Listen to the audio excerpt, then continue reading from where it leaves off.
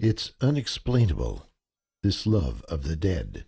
Maybe the whole fascination lies in taking what is not yours, or doing what should never be done. After all, the laws of man are fun to break, and taboos even more so. In my case, however, it's something more. It's an urge, innate and very powerful, and it has been with me as far back as I can remember.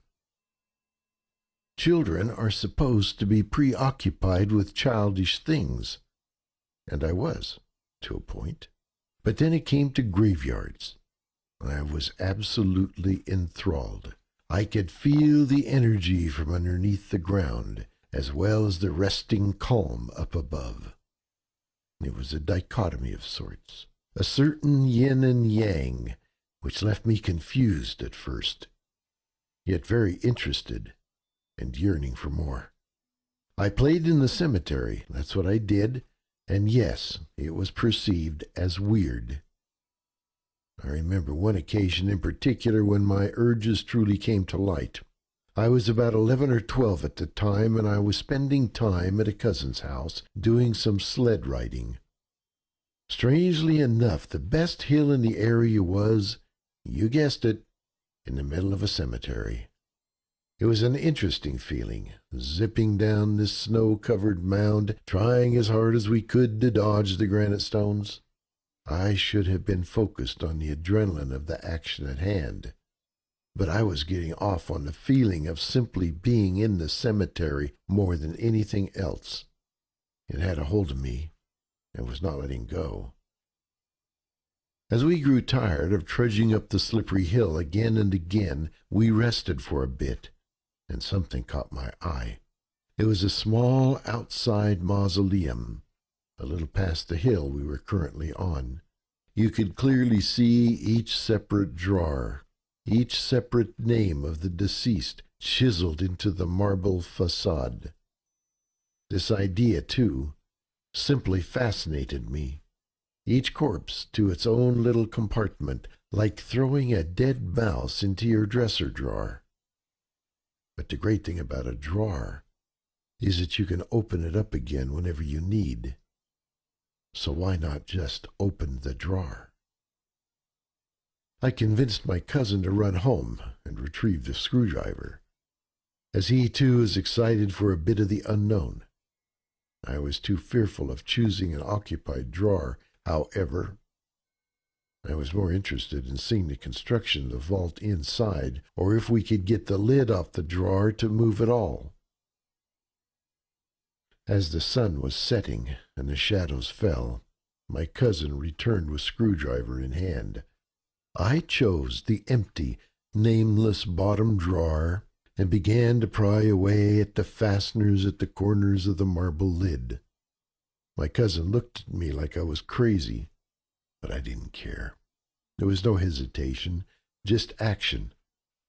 Eventually, the chink of the broken metal reached our ears, and the lid fell down with a crash, nearly smashing my toes in the process. We jumped like deer off into the woods near the cemetery. I caught a quick glimpse of the black hole of the empty drawer as we bolted for our lives. I instantly started to regret my choice. I should have chosen an occupied drawer instead. Life moved quickly. The days turned into months, the months into years, and the years to the bored and disgusted 36-year-old man I had become. Those necrotic feelings of old were pushed aside, but never truly forgotten. And one day, just like that, they reemerged from their forced slumber. But instead of finding the confused child, they came across a hardened man. Instead, a man who was capable and very, very sure of himself. The dead were calling to me still, and I finally decided to answer. Embarking on such an arduous task was not taken lightly. Grave robbing isn't like it's portrayed in the movies. Obviously, It isn't digging 3 or 4 feet and then easily removing the lid of a busted-up coffin made of plywood. That's bullshit. In reality, there is the thing inside the grave called a concrete vault that just so happens to be thick, heavy, and sealed very well to keep the natural world at bay for as long as possible.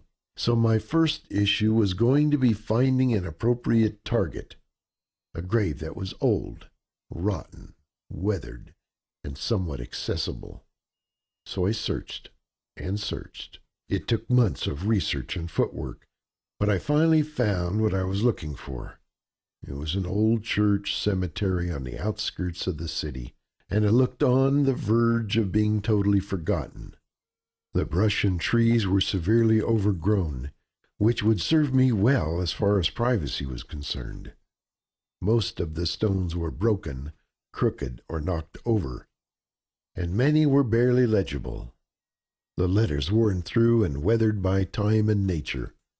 Apparently, the ground had shifted over the decades, so naturally the positioning of the plots was now noticeably different than it was 100 years ago. The rows were no longer rows, but zigzags instead. The place was in total neglect and disrepair. I spent an entire day there, roaming, taking my time. It had to be perfect, out of sight, and as least demanding as humanly possible. Getting caught was not an option. By the end of the day, I had a few prospects in mind, but there was one that afforded me some opportunities the others did not. It was a small, weathered stone, which had turned green from moss. It read, Amber May, beloved daughter, June 1930 to May 1934. A little girl. Better that way. The remains would be easier to move, and hopefully the grave was old enough that the vault would be weakened or broken through already. But the best part about it was the positioning of the gravesite. As I said earlier, the ground had shifted, and this site showed the worst of it. There was a large sinkhole in front of the plot, about 3 feet down. I assumed the edge of the vault shouldn't be too far away from the severe erosion. In short, there would be much less to dig and less time to spend there. I did not take action quickly. After acquiring my target, I questioned it for weeks, ran through the entire plan in my head over and over. No room for error whatsoever. I had been fantasizing about it for so long. The simple idea of actually committing the act was both exciting and terrifying, because there was no going back. I would forever become a goal, and if I got away with it, I would probably continue. It would be a terrible secret I would have to keep. I wouldn't be able to tell a single soul, ever. Life, as I knew it, would change.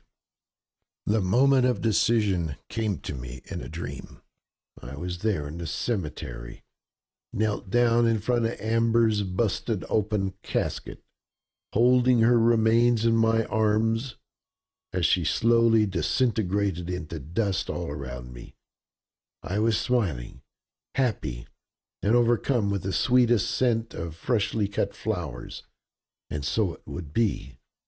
I stepped over the edge into the pitch black.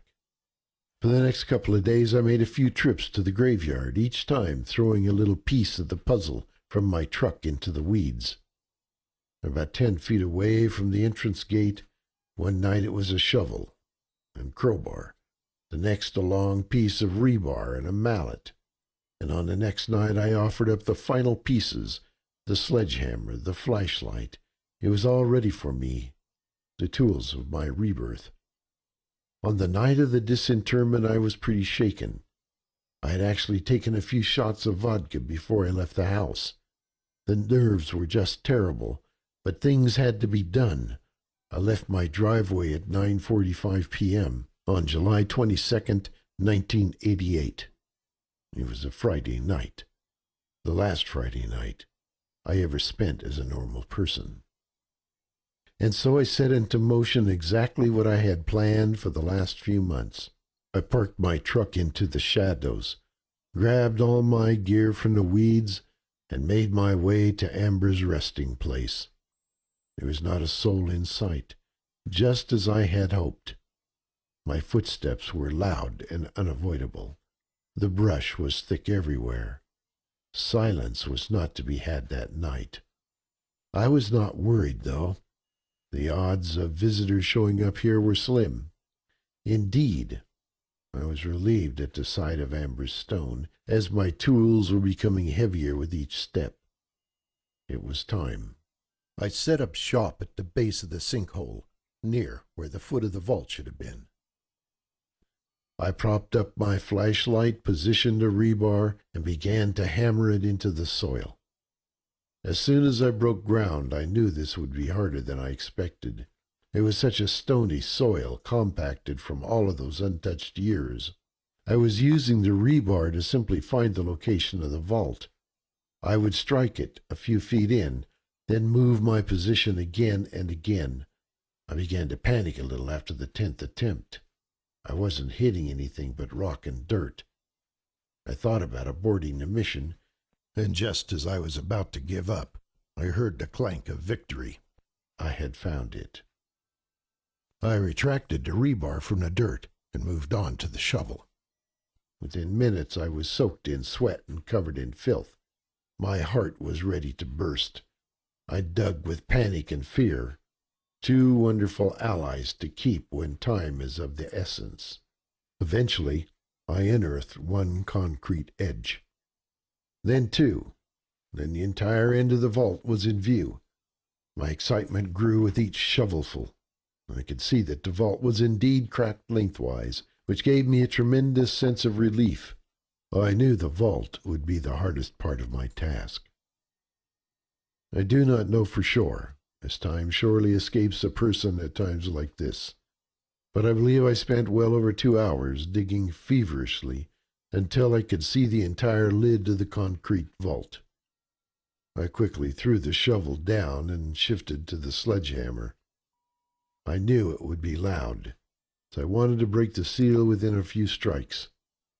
I positioned myself on top of the lid, hoisted the hammer, aimed right for the middle, and brought it down with as much force as my dead, tired arms could muster. Surprisingly, the concrete gave way immediately with a crunch. The force of my blow pulled me into the vault, along with the crumbled stone. I was face to face with the wood of the casket. I must have hit my head pretty hard when I fell, as my entire face was wet with blood.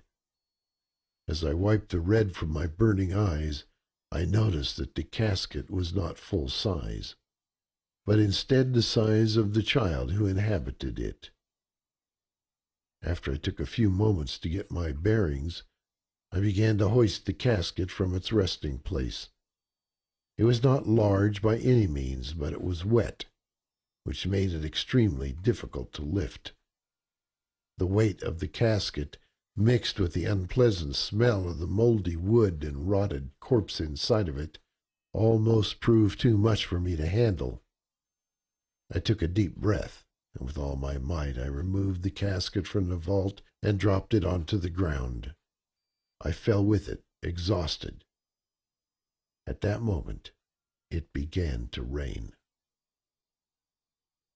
With the muscles of my legs burning terribly, I dragged the rotting wood to the gate of my truck, slipping and falling in the mud the entire way.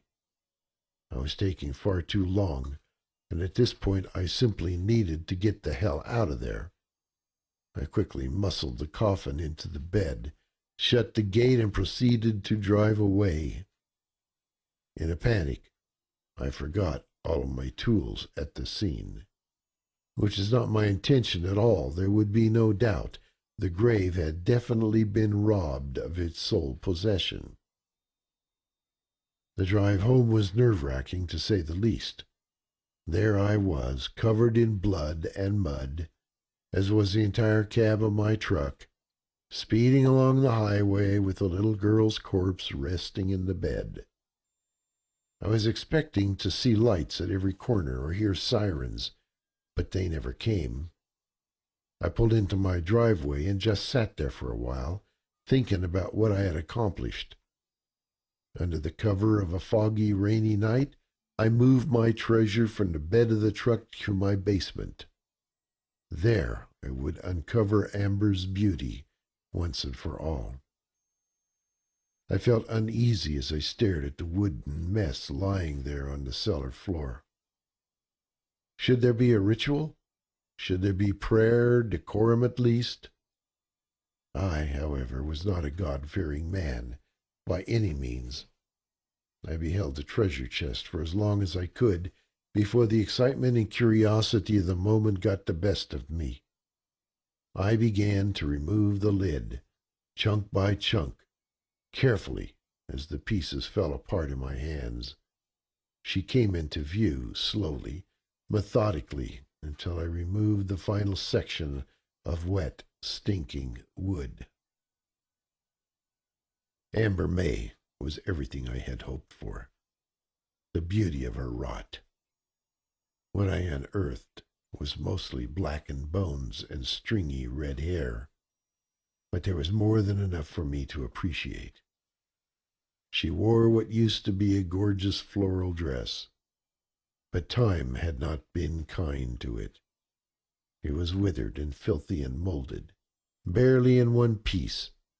Most of her teeth had fallen out, and the bones of her fingers were lying in the bottom of the casket near her rotten, pink-booted feet.